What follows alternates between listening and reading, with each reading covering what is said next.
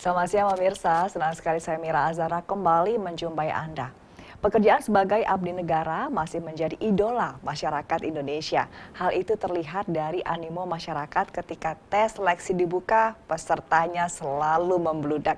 Dan hari ini diselenggarakan Computer Assisted Test calon aparatur sipil negara tahun 2023 untuk pemerintah Kota Tegal yang diselenggarakan di Universitas Dian Nuswantoro.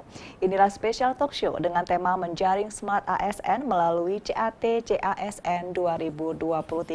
Dan sudah hadir bersama kami Wakil Ketua DPRD Kota Tegal, Habib Ali Zainal Abidin SEMH. Assalamualaikum Habib. Waalaikumsalam warahmatullahi wabarakatuh. Di sela-sela waktu yang cukup padat ini jadwalnya bersedia untuk datang ke TV-ku. Terima kasih Habib. Iya, sama-sama. Apa kabar ini hari ini? Sehat? Alhamdulillah. Iya. Baik, dan membawa rombongan ya. Dengan Bapak Sekretaris Daerah Kota Tegal, Dr. Gigi Agus Dwi Sulistiantono MM. Selamat pagi. Selamat pagi. Pak Agus, terima kasih sudah hadir di TV-ku.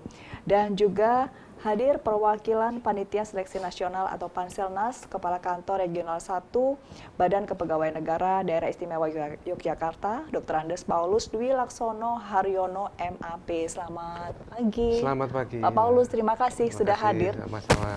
Dan hadir juga Kepala Badan Kepegawaian Pendidikan dan Pelatihan Daerah BKPPD Kota Tegal, Bapak Slamet Wahyono SSTP MSI. Selamat pagi Pak Slamet.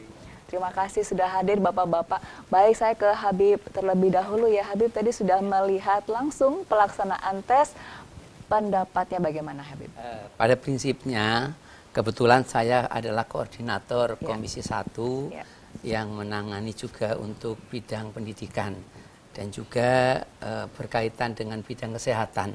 Ada beberapa hal yang mungkin selalu kami sampaikan, bahkan beberapa hari yang lalu kami sampaikan saya siap pasang badan kalau berkaitan dengan pendidikan, termasuk juga tenaga pendidikan itu sendiri, termasuk juga untuk pelayanan kesehatan. Dan pada kesempatan yang baik ini kami juga menyampaikan banyak terima kasih kepada Udinus yang telah mencoba untuk bisa membantu kami dalam rangka untuk melaksanakan seleksi kompetensi P3K, tenaga kesehatan dan guru formasi 2023. Memang untuk kabupaten dan kota itu yang memang menjadi perencanaan yang tidak bisa kita abaikan, terutama untuk anggaran. Dan kami selalu menyampaikan berkaitan dengan untuk seleksi, baik itu seleksi CPNS dan juga P3K, itu Rp1 pun selalu dalam pembahasan di anggaran kami sampaikan tidak boleh dikurangi. Karena melihat kebutuhan di lingkungan pemerintah Kota Tegal, sehingga selalu kami menyampaikan kepada Pak Sekda dan juga badan yang menangani kepegawaian serta teman-teman yang ngurusi duit, Bakuda dan sebagainya, selalu kami sampaikan agar kita mengharapkan untuk ke depan itu betul-betul dengan perencanaan yang matang. Apalagi nanti di era BRIN itu sendiri termasuk kebijakan kepegawaian. Dan selalu kami sampaikan bahwa kita harus tahu berapa sih yang akan pensiun dan kebutuhan untuk tenaga yang akan pensiun itu pun harus kita siapkan. Oleh karena itu selalu kami menginginkan agar berkaitan dengan kepegawaian di lingkungan pemerintah Kota Tegal agar bisa terencana dengan baik. Baik. Itu mungkin sementara itu. Baik, Habib, siap pasang badan. Siap Tadi pasang disinggung badan, tentang siap bila ada yang mau pensiun atau mau mengajukan pensiun. Apakah nanti ini datanya saya bisa ungkap di sini atau ke Pak Sekda nanti ya? Ya, dan nanti Pak Sekda akan menjelaskan karena ini Habib ada agenda berikutnya, maka Habib harus meninggalkan talk show ini. Karena memang nanti jam 1 ada pembahasan APBD 2024 di kantor. Baik. Sebelumnya kami menyampaikan banyak terima kasih dan mohon maaf barangkali mungkin banyak kekurangan. Wassalamualaikum warahmatullahi wabarakatuh. Waalaikumsalam warahmatullahi wabarakatuh. Terima kasih. Mohon ambil tempat. Pemirsa jangan kemana-mana, kita masih akan bersama di sini di Spesial Talk Show. Kami akan segera kembali.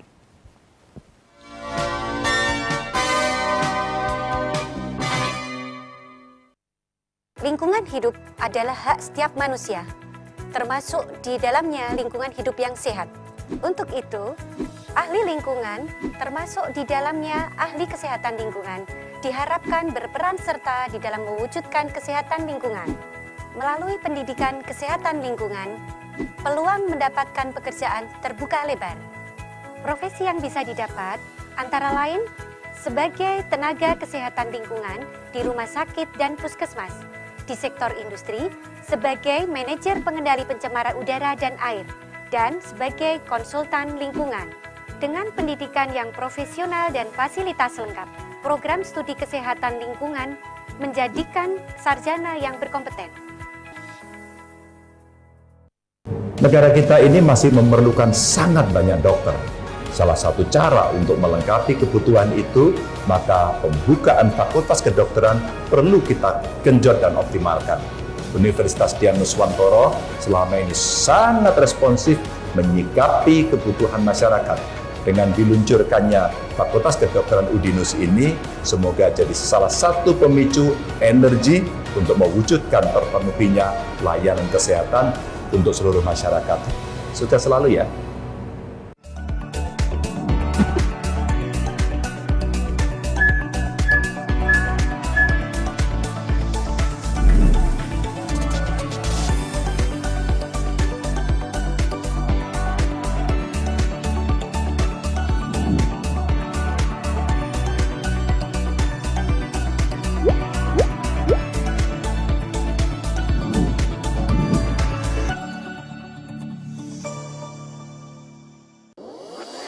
Wong lulus sekolah malah domblang-domblong, pengen langsung kerja. Mbok kuliah neng dinus-dinus apa kae sing kampusnya biru, nggone Mbak Yumu kuliah karo kanca-kancane kae lho. Eits, itu Udinus, Universitas Dian Nuswantoro, salah satu pelopor kampus teknologi dan komputer di Indonesia. Nah, contohnya Mbak Yumu karo koncone. Mbak Yumu lulus kuliah langsung kerja. Koncone lulus kuliah buka usaha. Kan iso membuka lapangan pekerjaan. Universitas Dian Nuswantoro, perguruan tinggi terakreditasi unggul dengan 5 fakultas unggulan, program pasca sarjana, dan program doktor. Kampusnya adem, apik kaya mall. Mahasiswane ya akeh sing berprestasi nasional sampai internasional.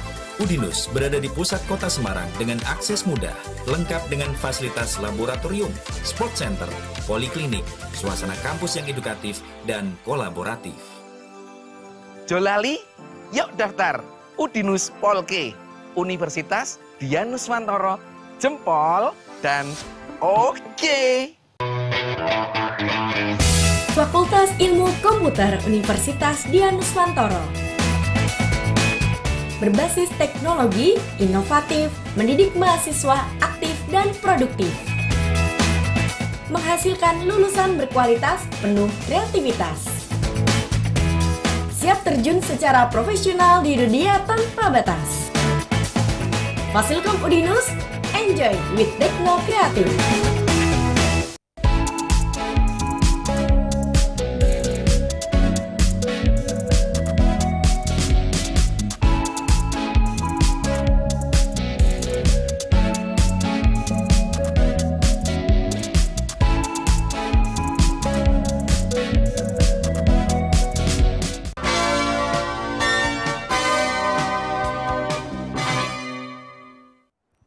Ya, terima kasih pemirsa dan masih bersama kami di spesial talkshow saya ke Pak Sekda. Pak Sekda tadi bisa ditambahkan apa yang disampaikan Habib tadi waktu Pak Sekda melihat langsung pelaksanaan tes hari ini. Seperti apa komentarnya? Ya, terima kasih Mbak Mira. Jadi pada hari ini saya ditugaskan oleh Bapak Wali Kota Tegal untuk memonitor secara langsung kegiatan seleksi di Universitas Dian Nuswantoro ini. Satu hal yang paling penting adalah kami ingin memastikan bahwa proses yang sudah dimulai dari tahap seleksi administrasi yang sudah sangat akuntabel, sangat transparan, kemudian dilanjutkan dengan sebuah proses seleksi menggunakan komputer yang difasilitasi oleh Udinus ini, yang juga sama akuntabilitasnya bisa dipercaya. Ya. Karena pada prinsipnya hal tersebut akan mengawali setiap proses ke depan nanti sampai dengan akhirnya ditetapkan siapa yang terpilih atau lulus sebagai tenaga CASN itu sendiri. Baik, terlebih ini Udinus adalah perguruan tinggi terakreditasi unggul yang mengedepankan teknologi. Jadi sudah menjadi langganan ya untuk penyelenggaraan. Ya, kita sudah 2020, 2022 kita juga sudah bersama dengan Udinus. Dan ini semoga hal yang akan semakin membuat kita dipercaya oleh masyarakat antara panitia seleksi, pemerintah Kota Tegal dan Universitas Dianuswantoro ini di dalam menunjukkan kepada masyarakat bahwa inilah transparansi, akuntabilitas terkait dengan seleksi CASN. Baik, transparansi, akuntabilitas, apalagi hasilnya ini real time begitu ya. Apalagi hasil real time. Ya, kemudian untuk sarana dan prasarana tadi waktu Pak Sekda melihat dan meninjau langsung di lokasi, apakah sudah sesuai dengan yang diharapkan pemerintah Kota Tegal? Ya, aspek dari sarana prasarana yang disiapkan tentu sudah melalui tahapan yang kami verifikasi sebelum tahapan ini. Dan itu harus clear karena kalau memang tidak pada lokasi yang memenuhi syarat, kami tentu tidak akan bekerjasama. Kemudian yang kedua, pada saat mereka akan memasuki tahapan itu, peserta seleksi pun juga diberi kesempatan untuk mereka memiliki satu lokasi atau media di mana mereka bisa transit, menenangkan diri sebelum mereka betul-betul berhadapan dengan komputer itu sendiri.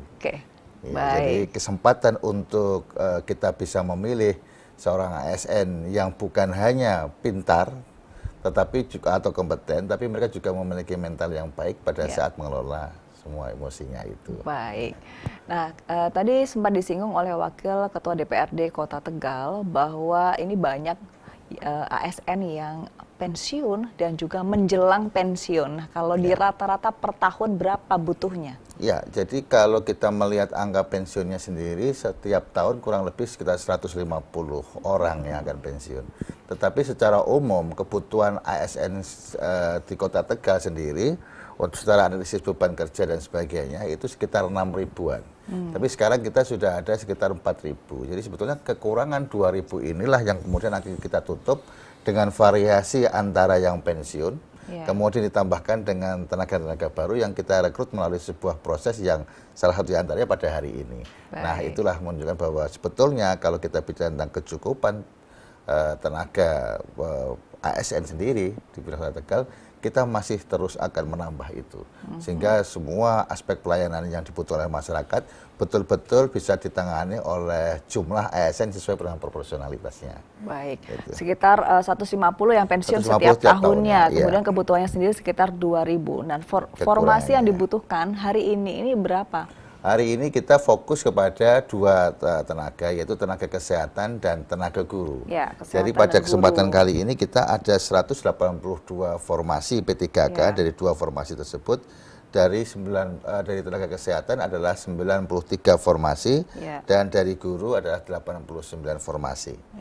Ya, dari seluruh peserta yang ikut, kalau dari tenaga kesehatan adalah 241, sedangkan dari tenaga guru calonnya ikut seleksi sampai dengan tahap setelah administrasi adalah 118 orang. Baik, dari kesehatan dan guru ini sekdanya dokter gigi, jadi cocok ya. Baik, saya ke Paulus, Pak. Pak Paulus, kalau untuk materi-materi sendiri yang diberikan kepada peserta tes kali ini, apakah berbeda dengan tahun-tahun sebelumnya, Pak? Oke, terima kasih Mbak Mira. Jadi untuk materi-materi soal bagi P3K maupun untuk ASN ya, kita sudah mempunyai bank data atau bank soal, sehingga itu akan diacak dan selalu dilakukan pemutakhiran, Kita ada tim kita dari BKN Pusat itu yang tugasnya membuat soal dan pemutakhiran soal-soal, dan itu pun soal-soal itu pun juga itu kita BKN kerjasama dengan beberapa perguruan tinggi negeri, sehingga kolaborasi antara BKN dengan beberapa perguruan tinggi negeri itu jadilah satu soal yang kemudian diserahkan ke Panselnas. Setiap tahun berubah. Setiap tahun berubah. Nah, ini kira-kira apa yang berubah, Pak, di sini? Ya, karena data lebih sulit soal, atau kalau gimana? Lebih sulit itu masing-masing jabatan itu punya tingkat kesulitan yang masing-masing. Begitu juga untuk Indonesia bagian timur itu tingkat kesulitannya juga berbeda dan tidak bisa disamakan. Jadi setiap daerah itu berbeda begitu tingkat kesulitannya. Baik, ini juga seiring perkembangan zaman begitu Iya, ya Pak. otomatis Jadi gitu, yang tahun lalu sudah mengikuti tes kemudian tidak berhasil, kemudian tahun ini mengikuti tes lagi, soalnya pasti berbeda. Berbeda dan belum tentu juga berhasil kan. Ya, baik, baik Pak Slamet. Kalau tadi ada P3K, ada ASN begitu. Untuk soal-soalnya pasti juga berbeda ya untuk. Pasti berbeda. Ya, pasti berbeda. Apa yang membedakan P3K dengan ASN ini?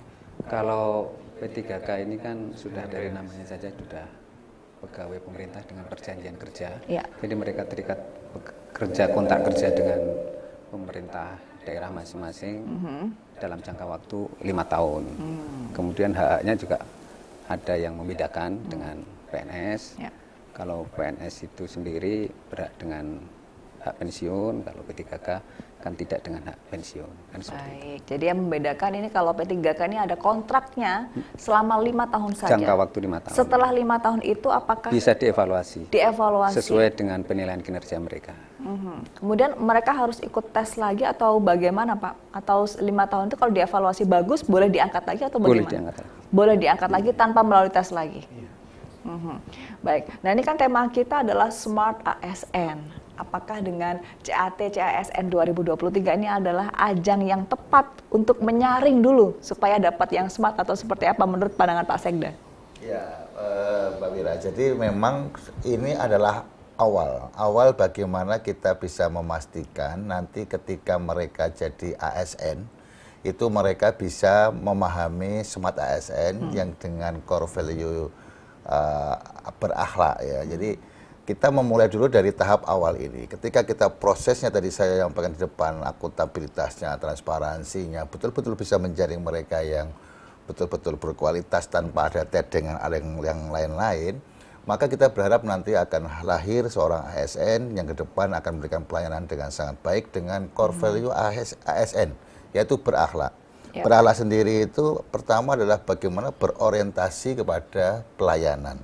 Bagaimana ASN tersebut bisa berorientasi pelayanan, kemudian mereka juga akuntabel, bagaimana mereka juga bisa meningkatkan kompetensinya, jadi kompeten, kemudian juga bagaimana mereka bisa membina hubungan secara harmonis dengan lingkungannya, kemudian bagaimana juga mereka memiliki loyalitas, bagaimana mereka juga adaptif dan bagaimana pada akhirnya mereka juga kolaboratif.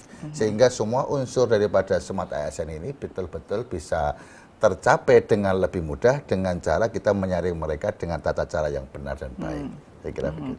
Seperti yang tadi Pak Sekda sampaikan di awal ya, IQ dan EQ. Nah, ini harus seimbang.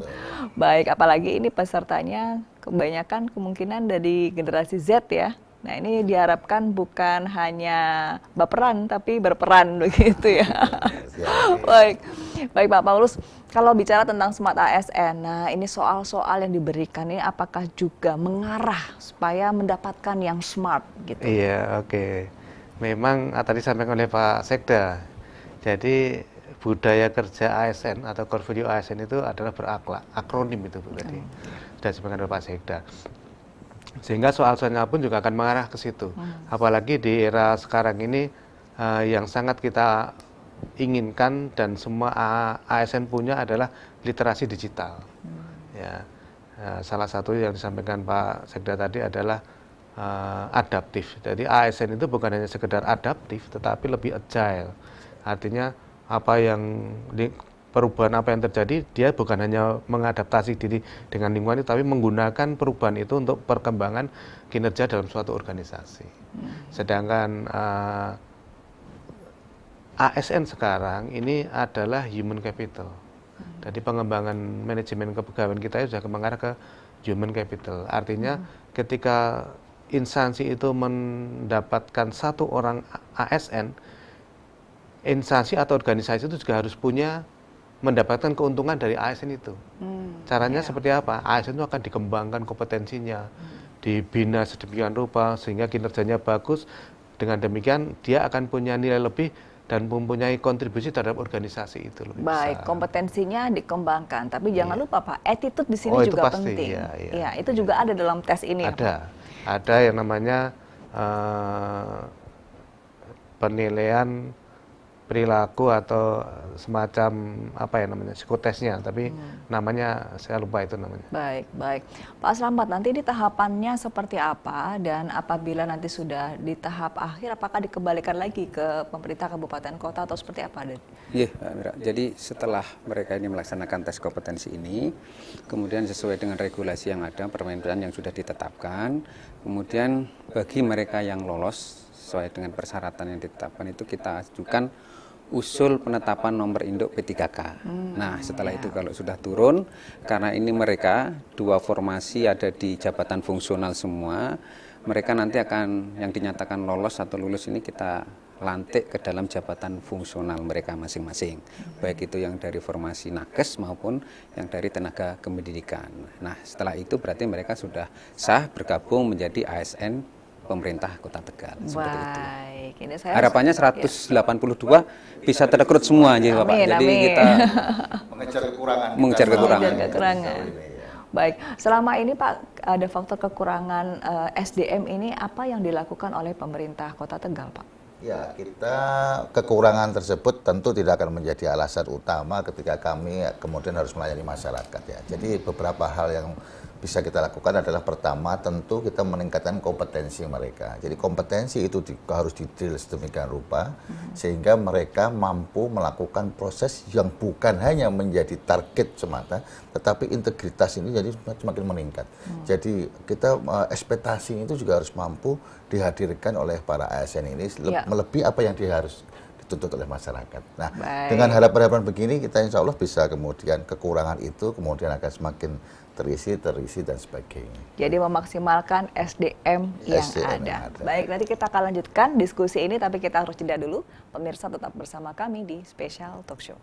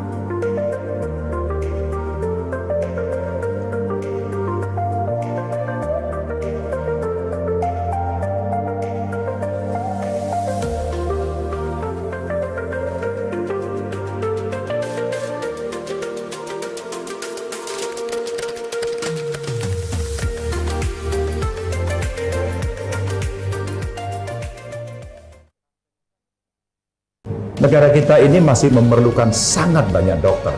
Salah satu cara untuk melengkapi kebutuhan itu, maka pembukaan fakultas kedokteran perlu kita genjot dan optimalkan. Universitas Dian Nuswantoro selama ini sangat responsif menyikapi kebutuhan masyarakat. Dengan diluncurkannya Fakultas Kedokteran Udinus ini, semoga jadi salah satu pemicu energi untuk mewujudkan terpenuhinya layanan kesehatan untuk seluruh masyarakat. Sukses selalu ya.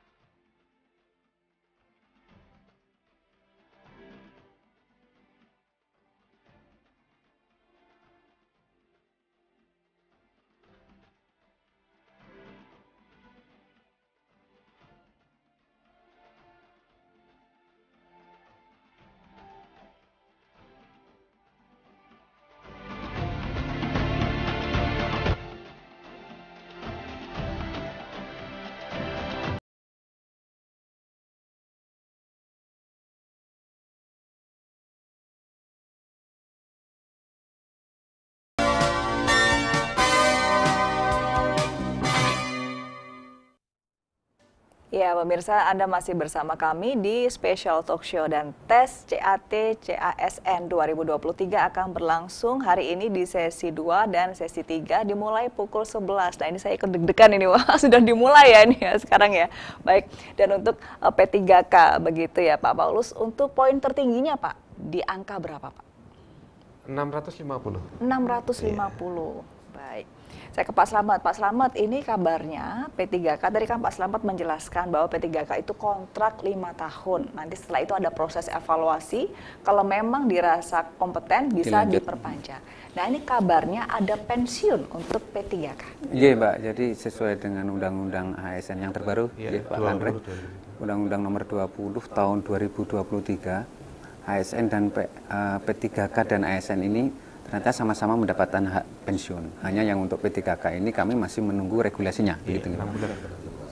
PP-nya belum ditetapkan, masih menunggu, sehingga kami juga perlu penyesuaian-penyesuaian, Mbak. Gitu. Kalau PNS kan jelas ya. Ya, ini angin segar ya tentunya ya. Angin dan segar, ini semakin membludak nanti pasti. Pemerintah semakin melihat kesejahteraan mereka. Sudah bisa dikatakan ada sama sekarang. Antara PNS dengan P3K bisa dikatakan sama.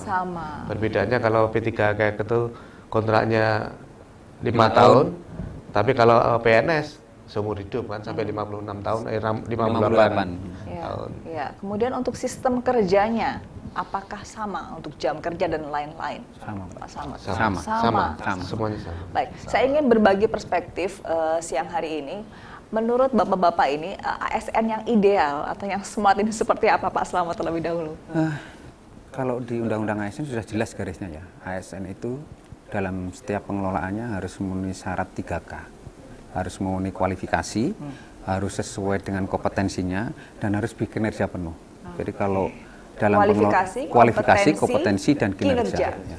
Di dalam setiap pengelolaan manajemen ASN harus mengacu kepada itu.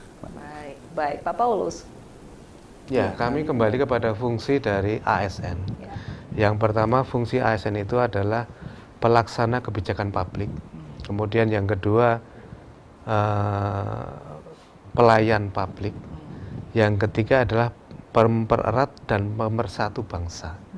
Jadi 3 fungsi ini harus bisa diterapkan kepada diri ASN itu sendiri ya. ASN terdiri dari PNS dan P3K. Jadi mereka harus bisa menerapkan fungsi ASN itu sendiri dalam diri mereka, dalam setiap pekerjaan mereka. Karena sebagai pelayan publik kita tidak boleh membeda-bedakan, kita tidak boleh menunda-nunda pekerjaan dan sebagainya. Yang disampaikan oleh Pak Kepala BKPD tadi, kompetensi, kualifikasi pendidikan, dan kinerja. Baik, 3K itu harus diterapkan dalam diri masing-masing ASN maupun P3K. Jangan, saya kan cuma P3K, jadi melayani setengah hati, tidak sepenuh hati, itu tidak boleh ya. Tidak boleh. Melayani dengan hati, sepenuh hati, dan hati-hati. Iya, dengan hati, sepenuh hati, dan hati-hati. Baik. Untuk integritas itu yang ditinggi. Iya, berintegritas.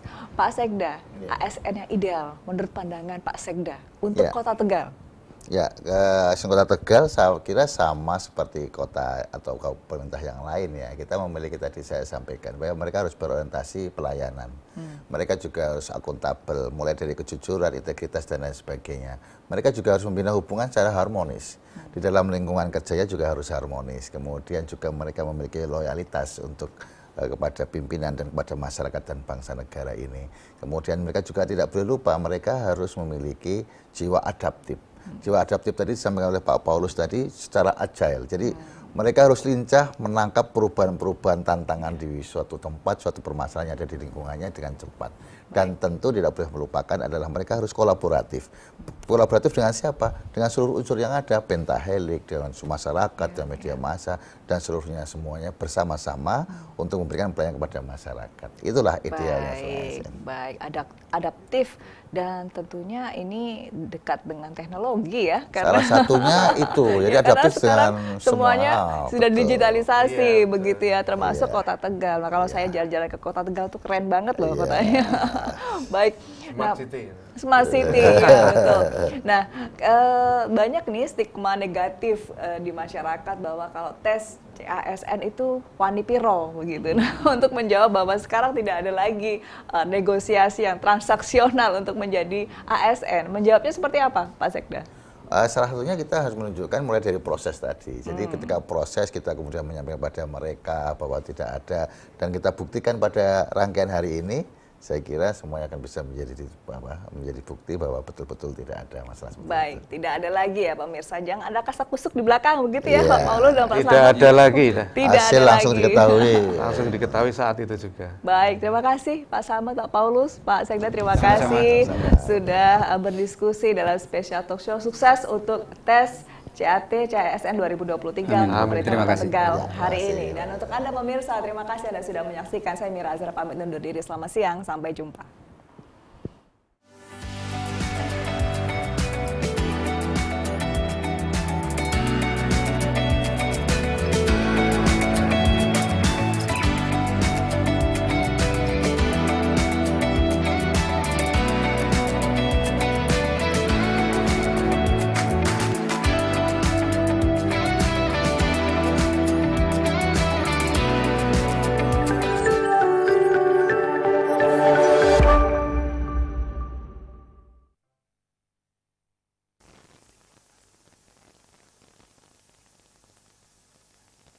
Ketua Komisi Pemberantasan Korupsi, Firly Bahuri, kembali tidak memenuhi panggilan penyidik Polda Metro Jaya dalam perkara dugaan pemerasan terhadap mantan Menteri Pertanian Syahrul Yassin Limpo. Dia disebut sedang memenuhi undangan klarifikasi kedua dari Dewan Pengawas KPK dalam